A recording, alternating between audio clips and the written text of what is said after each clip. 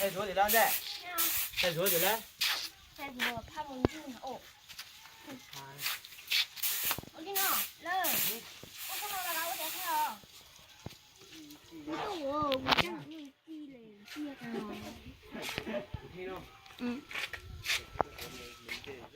Cái gì vậy? Anh đang quay em làm việc.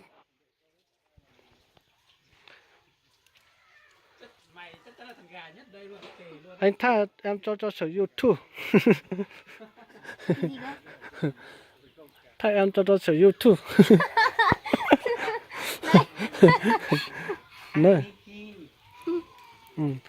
Cho lấy xe đời bao hai tiền đây mong mấy tụi nó có rúng coi. Ngon quá nè. Thật từ một số điện thoại cho kia cho sẽ đời sáng đó có hai lượt thì lấy hút đó có.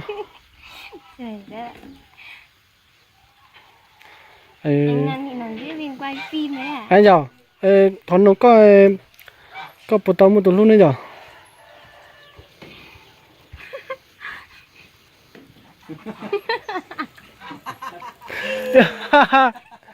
Phải em nói cho người ta ghi lại thay đây em nói. Điện thoại cho mọi người.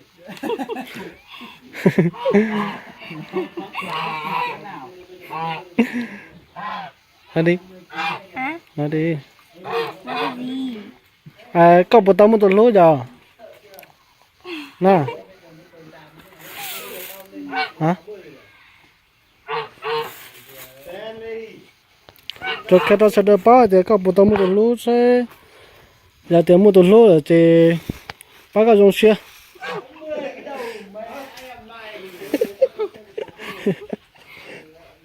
tiền chỉ tàu một lúa thì cái lúa sáu tông đó bé một phần gì chúng nhá cho ta tỏ thì nó ta tỏ sai nè dân sắn đó có thả luôn nè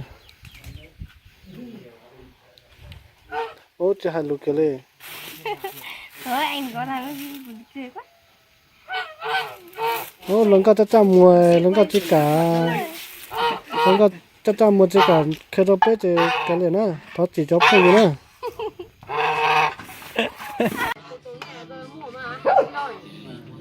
Hiện tại mới cho qua. Chỉ tao hỏi rồi đó, một tay rồi. Một uốn chè chỉ bao uốn chè, chỉ tao ít tuần chè đi.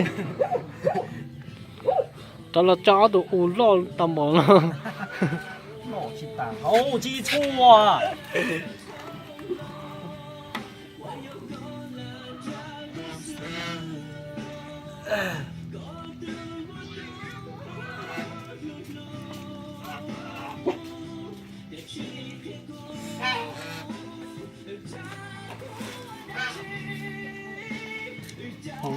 Không biết tắt nhà em.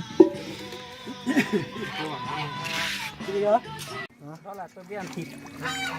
Người rừng chắc là cũng không biết ăn thịt. Sống thế. Ở đây luôn à?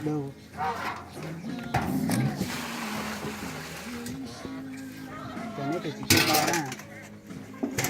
Chỉ bao chỉ bao sự khác nhau giữa hai con này à? Yêu ơi ơi kìa. Chị muốn thừa cho là xin chào được chị à. Giờ mấy anh chào chị.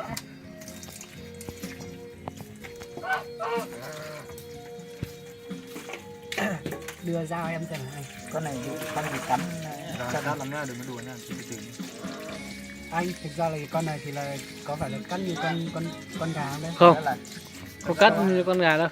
không phải á? Em cứ phải bỏ ra cái trước cũng được mà em cứ mổ xong mổ cái này. Mổ trên lưng ấy.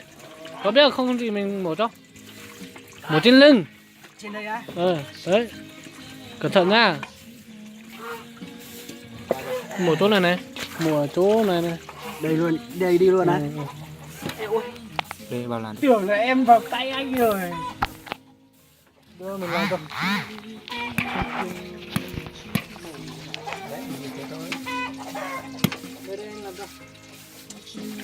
Nghe rằng này. Làm luôn, chưa bao giờ làm để chân mình làm. Ui địt mày được hẳn cục máu đấy. Để anh thể hiện cái trò mổ vịt trên lưng. Người ta có phải như bạn mà phải dùng cả sức cả đấy làm nó nhẹ nhàng dễ hiểu.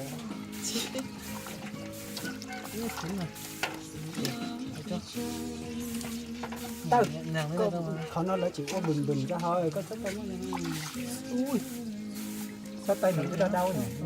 Lấy cái chỉ có hú chưa con này khó lắm.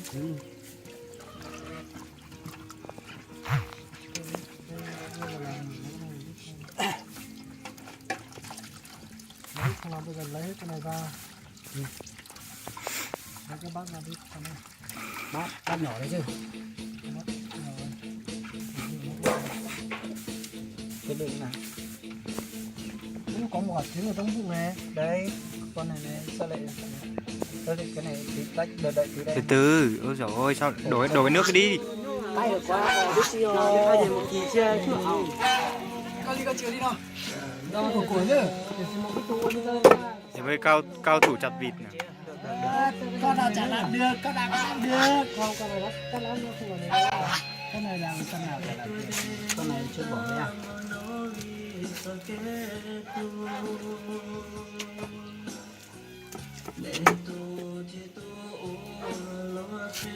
Cắt chặt đôi nhỉ. Này to quá. Làm chưa? Nào thấy lớn này nè. Làm chưa? Tiết đây này, cái này tiết này, cái này vứt rồi. Vứt ra. Cái này vứt.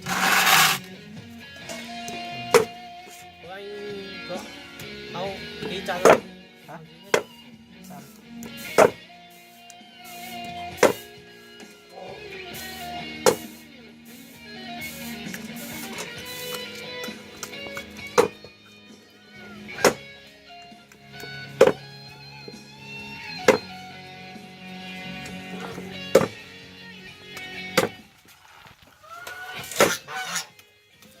Này hết đi. Rất là nhiều vịt. Cái vô mới chưa? Hiện giờ nó chú o hết đi. Con thấy không? Hả? Chắc tao quay từ niệm giờ nó chú o.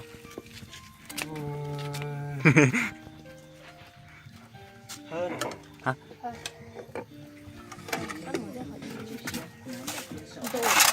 Sao mày lại mở cái bài của mày Cua?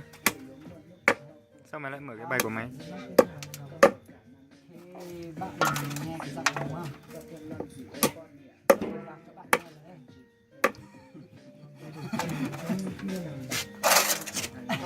Chào.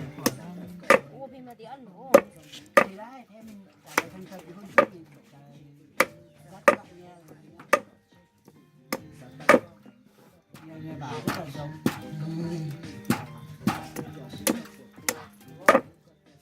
Nói là cái kia ăn rất giống mình đấy. Giống mình.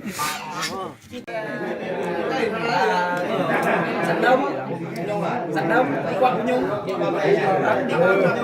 Cho lên họ. Rồi, xong hai chén đấy là thôi. Em cả thôi chắc là em trả chút cái chén Tết nữa. Xin lỗi là mua thằng cháu thì đây là những chung là tất cả những người đây là những cái mà con chúng bắt tụi đi lại Lâm người anh giới thiệu đấy, bố Lâm là trong gia đình là bố Lâm là anh thứ hai, anh là thứ năm. chia thôi, xong là anh em mình nói chung là Đây, mắm này.